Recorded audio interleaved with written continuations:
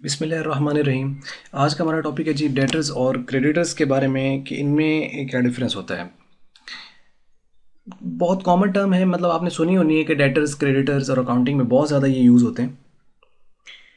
Debtors आपको मालूम है कि डेटर्स हमारे एसेट्स होते हैं, क्रेडिटर्स हमारे पेबल्स होते हैं, हमारी लाइबिलिटीज़ होती हैं। तो यहाँ पे इस बेसिक सा कॉन्सेप्ट है, इसको हम थोड़ा सा क्लियर करते हैं वेरी ब्रीफली। तो डेटर क्या है, डेफिनेशन का सबसे पहले हम देख लें। यहाँ पे जो लिखी हुई है कहता है कि person to whom the goods have been sold on credit basis, यानी वो शख्स जिसको चीज़ें बेची गई हैं उधार पर। यानी एक बात यहाँ पे क्लियर होगी कि डेटर और क्रेडिटर जो है ये कैश ट्रांजैक्शंस में नहीं आते, ये हमेशा क्रेडिट ट्रांजैक्शंस के अंदर आते हैं। यानी कैश ट्रांजैक्शन है उसमें डेटर क्रेडिटर का तो क्वेश्चन ही नहीं आना, उसमें तो कैश आना है, या कैश आ रहा है या कैश जा रहा है। तो अब आप यूं कह लो कि जब आपको कैश आ रहा था तो अगर वो कैश नहीं आया तो उसकी जगह फिर डेटर आया,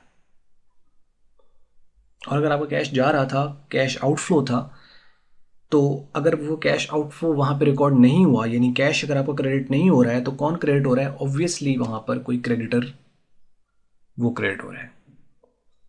तो जिसको चीज़ें आपने उधार पर बेच दी हैं वो आपका डेटर है। या आप इसको दूसरे अल्फाज में इसकी जो डेफिनेशन है वो ये भी कर सकते हैं कि person from whom money is to be received in future. ये वही चीज़ बन जाएगी कि एक्चुअली जिसको आपने चीज़ें बेची हैं उससे पैसे लेने हैं।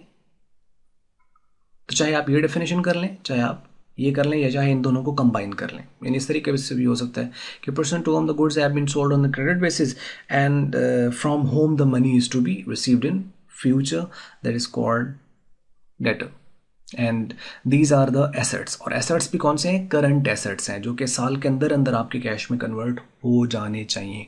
होते हैं नहीं होते वो एक अलग इशू है, यानी बैड डेट्स भी हो सकते हैं, लेकिन these should be converted, this may be converted into cash within a year. So that's why the debtors are the current assets.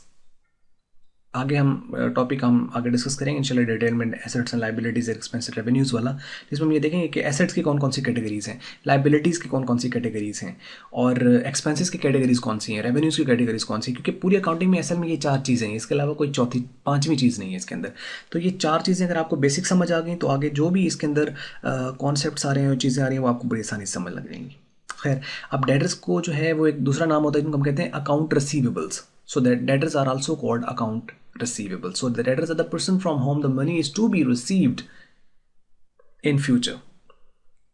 वो हमारे डेटर्स हैं, और डेटर्स हमारे करंट एसेट्स हैं, और इनको अकाउंट रिसीवेबल्स कहा जाता है।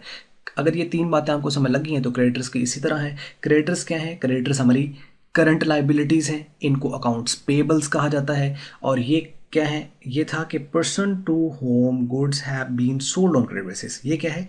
Person from whom, from whom, ये टू होम था, ये फ्रॉम होम हुआ, बाकी डेफिनेशन उसी तरह है। गुड्स हैव बीन, और यहाँ पे सोल्ड था, यहाँ पे आपने परचेज्ड कर दिया, और आगे उसी तरह। यानी दो चीज़ें चेंज हुई, एक आपका परचेज्ड यहाँ पे, और यहाँ पर सोल्ड एक, और फ्रॉम होम था और टू होम, बाकी डेफिनेशन उसी तरह है। और यहाँ पे जो सेकंड डेफिनेशन हम लोगों ने की, यहाँ पे कहते हैं person from home the money is to be received in future. तो यहाँ पे क्या होगा? The person to home money is to be paid in future. यहाँ पे जिसको देने हैं पैसे वो आपका क्रेडिटर है, दैट्स वाई वो आपकी लाइबिलिटी है, कि जिसके पैसे आपने पे करने हैं वही तो आपका क्रेडिटर है।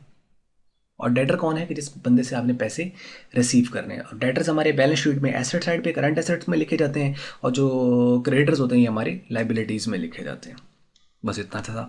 और इस हवाले से अगर क्वेश्चन है आपका तो वो आप ज़रूर कमेंट्स बॉक्स में लिखें, और वीडियो अगर अच्छी लगी है तो उसको लाइक करें। वीडियो देखने का आपका बहुत शुक्रिया।